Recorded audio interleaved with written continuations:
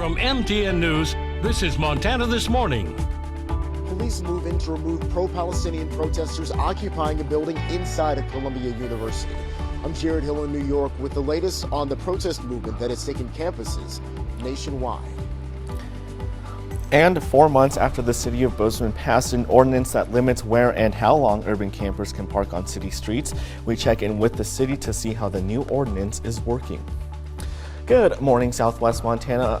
6 o'clock on this Wednesday, first day of May. It's looking a lot more like February, but just the calendar is right, it's May. Yes, you know, April showers bring May flowers. And but more snow showers. Well, yeah, exactly. I mean, with the snow, I wouldn't be expecting any daisies to pop up soon, but we'll get there eventually. We just have to bide our time for a little bit. You can't do everything all at once. It's only the first day of May.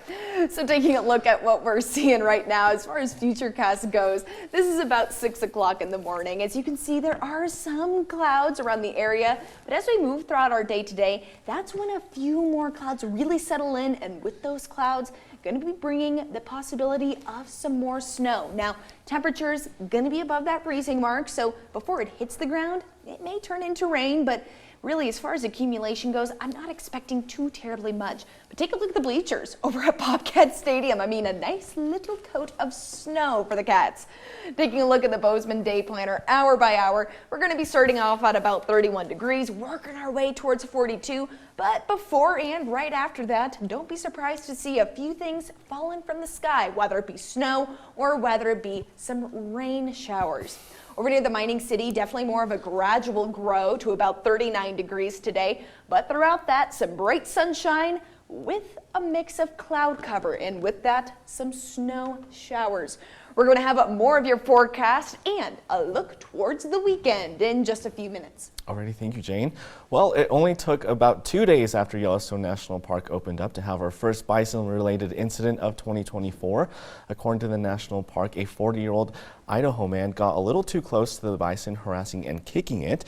And it's a stark reminder of what you should know if you are heading to the national park. Our MTN's Kelsey Boggs has what you should know.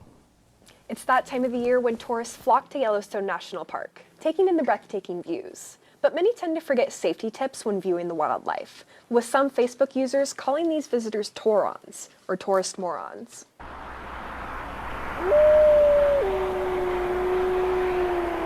Our nation's beauty, protected and preserved in our national parks. Luckily, we'd managed to see the wolves. Yellowstone National Park is a bucket list stop for many. We'd been to Fishing Bridge because we'd seen a grizzly the day before. So we thought, oh, we'll go and try and see if we can see the grizzly again.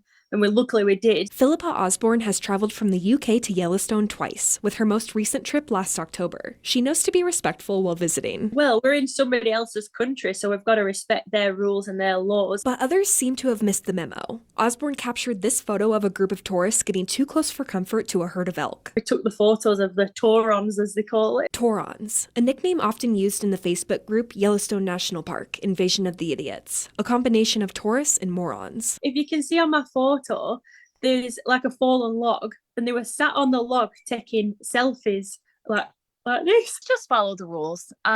They're handed out in 15 different languages when you enter the park. The group was started in 2016 by Jen Minyard to share laughs and spread awareness. There's that saying about leave only footprints, and that's what we should be doing in the park.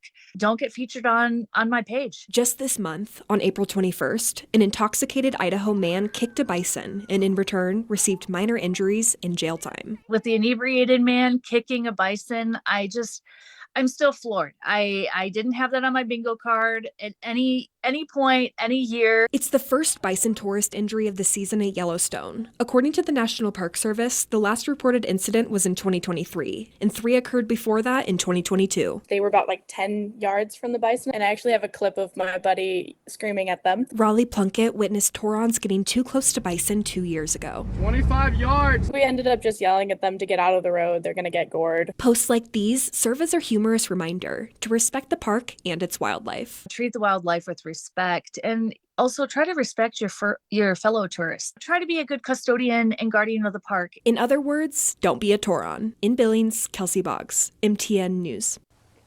Well, 4 months ago, Bozeman city leaders passed an ordinance that looked to address the urban camping issue. And at the time, Bozeman city leaders said that they were going to hire more people to address that. Our Cassidy Powers checks in with the city to see how those new hires are working and patrolling. Ordinance 2147, which puts limitations on urban camping around Bozeman, was passed back in November. Now it's almost May, and I speak to neighborhood services to see how it's been going.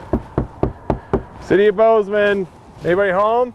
We're looking at roughly somewhere around 150 to 250 people that are out camping. Benjamin Bailey is the Neighborhood Services and Code Compliance Program Manager. Ben has been enforcing the urban camping ordinance since it went into effect. He tells me the ordinance applies 3 restrictions to urban camping. Time is 30 days. They have to move to a different name street every 30 days, and that's after they receive 3 warnings. The other restrictions are place and manner. An urban camper cannot be within 100 feet of a business or immediately adjacent to a residence, school, or park. They're also required to keep their spaces in an orderly manner, which means no debris lying around, and they're only allowed a generator, bicycle, and grill for cooking. This is what Ben and 2 other neighborhood service patrollers are out checking on every day. We've given, I would say, hundreds of warnings and multiple citations since I've been here. And when I asked Ben what happens to these urban campers when they ignore their warnings and citations, we put a sticker on their camper saying you have 24 hours to vacate or we'll make it happen. Have you ever had to tow a camper? Yes, we have towed multiple campers before, whether they're abandoned or in the wrong place. Ben tells me, although some urban campers can be difficult, most are willing to follow the ordinance. Chuck, you home? Out on the street, Ben says he tries to create relationships with urban campers. What'd you get her for, was it cake? To get it all over? So they don't only see him as an authority figure. A lot of them have my work cell number and they'll text me. I got invited to a 1-year-old's birthday party last week. And that stuff that you put in that time and effort to get to know those, the people that are experiencing houselessness. In Bozeman, Cassidy Powers, MTN News. Well, overnight, New York City police moved into Columbia University at the request of the school to clear out pro-Palestinian demonstrators and have them leave. Police say that there have been multiple arrests and similar scenes have been playing out across the country. CBS's Jared Hill has the latest from New York. Confrontations overnight as NYPD officers moved in on Columbia University's main campus, climbing through a window to get protesters out of Hamilton Hall. Inside, police cleared chairs used as barricades, searching for the pro-Palestinian demonstrators who've occupied the academic building since early Tuesday. We are part of a movement. Columbia University's president asked the NYPD to come in and clear out the protesters, saying occupying the building and the encampment pose a clear and present danger. School officials as well as local officials are blaming outside agitators for the rise in tensions. These people are not Columbia students. They are not affiliated with the university, and they are working to escalate the situation. Police say they arrested dozens of protesters. In what's become a national movement, demonstrators are calling on universities to cut business ties with Israel, critical of its war on Hamas in Gaza. Also overnight, firecrackers and brawls broke out near an encampment at UCLA. At least one person was taken away in an ambulance. Back at Columbia, police say students still at the camp could be charged with trespassing or disorderly conduct. For those who broke into Hamilton Hall, more serious charges like burglary. Jared Hill, CBS News, New York. And in addition to those possible charges, Columbia University students are advised that they could also face expulsion or suspension. Seniors could also be ruled ineligible to graduate. And early Wednesday, the university did send out an alert saying that campus was closed to people that were non-essential to campus. And switching gears now, artificial intelligence is actually becoming a bigger part of our lives as we try to problem solve, and it's starting to get more into the workplace as leaders start to use that. Our Scripps News national correspondent Clayton Sandell takes a closer look at how that's affecting jobs. Fans of artificial intelligence say it has great potential to make our jobs a lot easier. I guess I kind of felt like I wanted to be a constitutional attorney. That's exactly why attorney Zachariah Craybill turned to AI for help. Last year, he was working for a civil litigation firm in Colorado Springs, but says his caseload became overwhelming. Stressed out. stressed out to the max. And the legal profession is highly stressful because a lot is at stake on each of these cases. He says he was working for a client who didn't have a lot of money but needed help with a contract dispute. And I had just been exposed to the idea of ChatGPT, and I'm trying to save him money, trying to not eat through his entire retainer. And it dawned on me, what if ChatGPT could do case law research for me?